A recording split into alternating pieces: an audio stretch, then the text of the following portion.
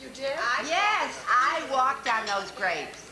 Well, We used to trot on them. there are those who walk on the water, Adele. I was I knew you got to live downstairs to walk on the grapes. I know you did. Howard should respond. All right, we're going to ask Adele to talk next. Adele? We're next for you. That's for you. Hold on. Howard, you're on this. But as far as Joe is concerned, what I remember most is the satyrs, and especially the singing, Joe. Oh, I used to enjoy singing with you. Me too. And I just hope we'll get a chance to do a lot more singing together. A lot of people I know don't have memories like this, and I just want to stand here today and say thank you for giving me my sense of Jewishness and all that. And of course, when we went to Sunday school, we never learned anything from Sunday school. I mean, if it hadn't been for you, I wouldn't even know what Jewishness was. But when you'd come for us in the car, and then we would say, That was Uncle Benny. Was that Uncle Benny? Oh, well, I'll tell it anyway. That was Uncle Benny with the bagel. No, and we'd say, wait a minute, where's Blummy? And this is what I'm saying about today too. We wish we had Blummy with it. And Blummy always had cramps. She couldn't go to Sunday school, Blummy had cramps. So then Joey would say, Blummy got a baby. Blummy got a baby. She was like 15 years old or less. When Joe would say, Blummy got a baby. So, you know, the community involvement, don't talk about, but that's, of course, mainly what I remember about Rochester and about Joe. Community was everything. Seder, the most memorable thing that ever can happen. Because our Seders, first of all, when we had all these people, all the whole family came to the Seder. The kids sat in one room, the adults sat in the other room. It was the most sensational Seder that ever could happen. And when people talked about Seders, I said, oh, they're absolutely wonderful. I mean, they were not only a Seder, but they were coming together of the whole family. And I want to thank you so much for making Pesach and the Seder an absolutely memorable thing with 5 guys sitting on pillows and 20 guys saying the bracha. And I learned all the songs because you sang them. And the Haggadah, and I've been to other Seders, but they didn't sing your song. And I really want to thank you for the Seders, because Seders are really something to me now because you made them that way. We tried to carry on. Well, never sing the way you did. The way you all jumped in. Well, only because we had someone to lead us. And well, I will never have Seders like we had with you. But we had a very good role model and we all tried. We tried, but it will never be like it was with Uncle Joe. No, And I learned all the songs, but I was only, Uncle Joe, the songs, I didn't know the Hebrew, but I did it ad lib. very well. And all that stuff. Very well. Can I tell a very funny story about a Seder? I don't know who will remember this, but Marcia and I were in first grade, and maybe even kindergarten, I don't remember. And they had maple syrup because we were studying about how maple syrup was made with the trees and the whole bit and everything. And somebody brought maple syrup into class, and we had big slabs of bread. And Marcia and I went to the Seder that night and said, we had the most wonderful thing in school. We had this wonderful maple syrup on bread, and there was beds.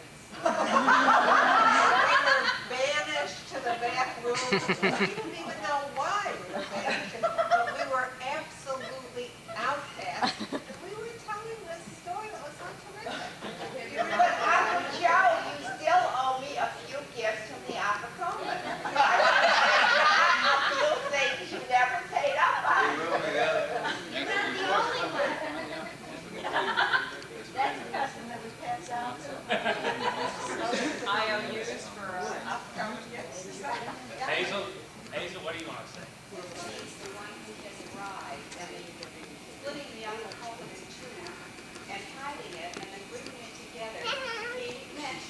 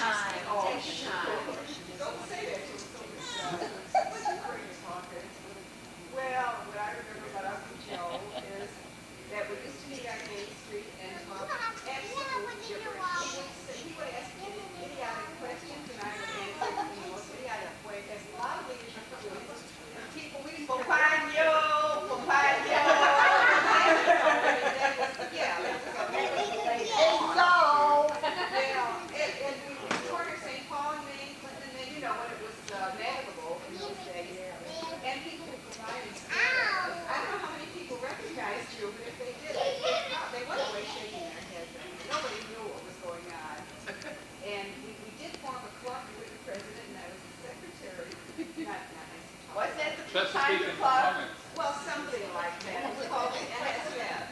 What that I thought it mean? was CNC. Loma was an officer. Oh, shit. National Society.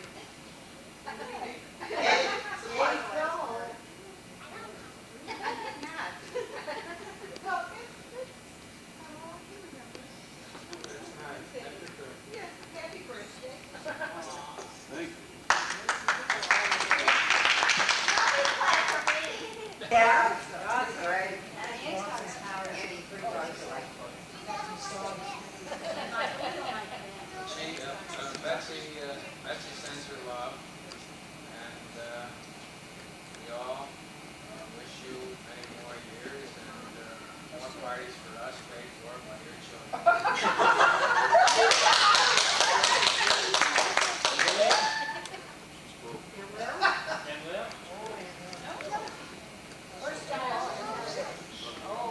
And Lily has a few words to say. Sit back and relax. Start again, Ethel. Talk You about get the to last the thing. You read it? Yes. Talk loud. I'm very happy to be so with you all. What do you think? Thank you very much, Lily. Kathy? Not ready yet. Will they after we go?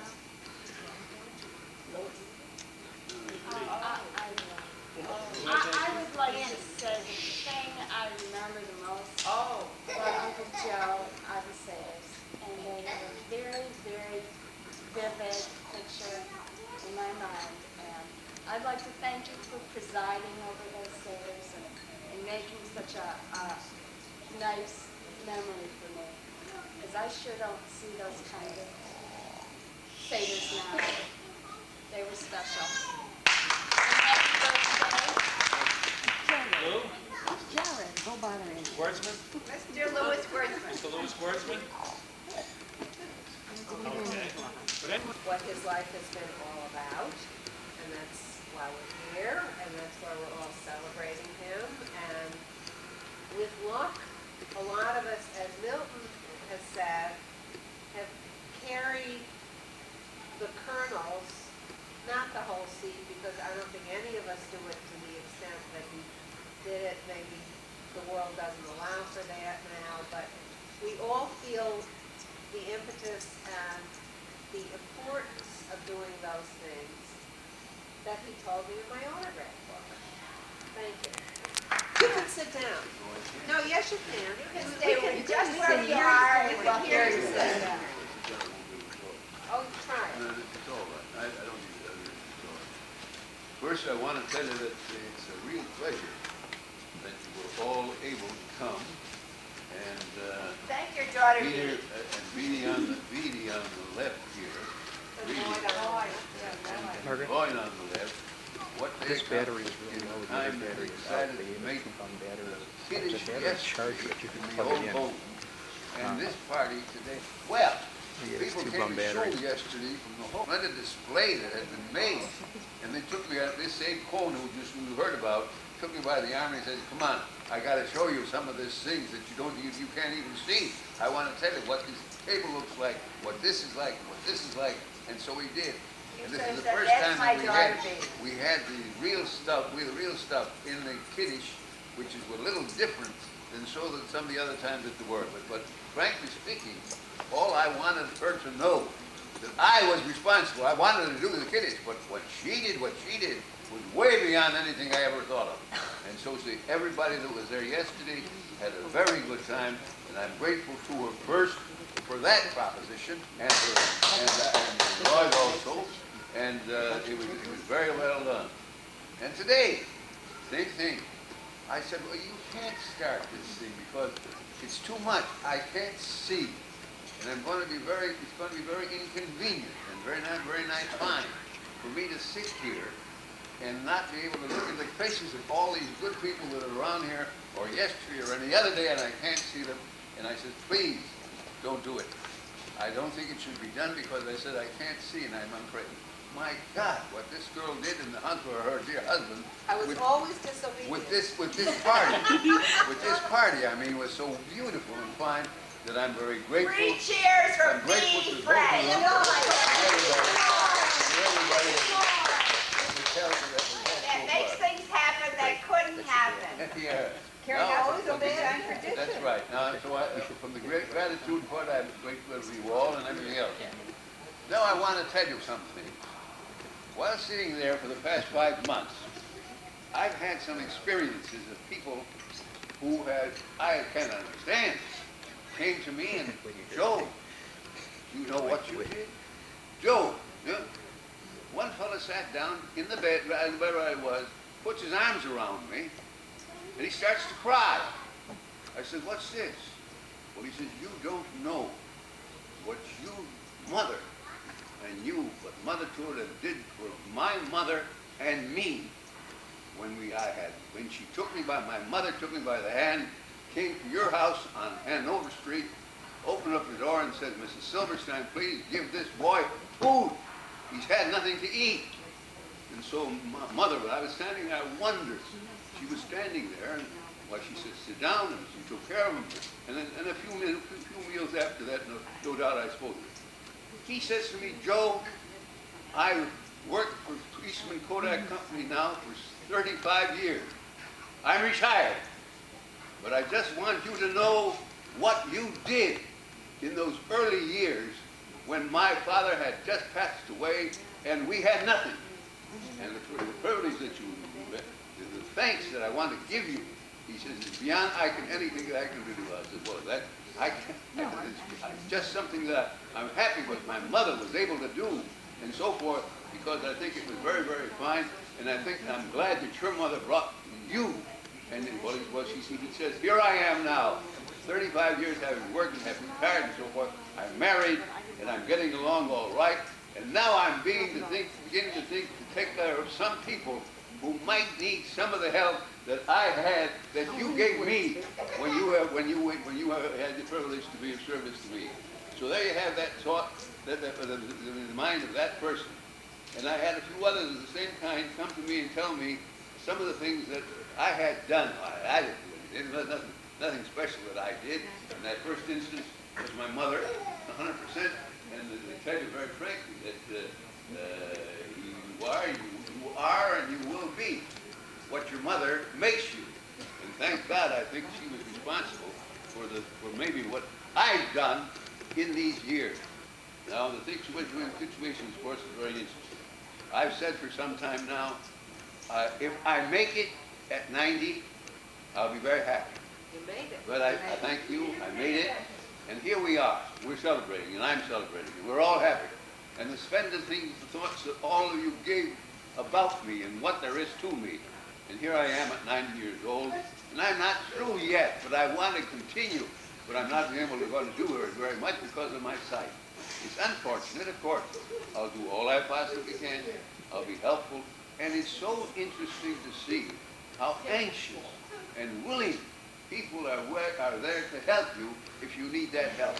I mean, they'll cut me by the arm, they'll take me around, and then that's the theory that I think that we got to think of all the time. What can we do now in service for other people who need it much more than we do or we ever had? And I've had those experiences, and I've lived through them, thank God, and thank God that some of the things that I did do maybe were helpful to a lot of people that had to be helped. But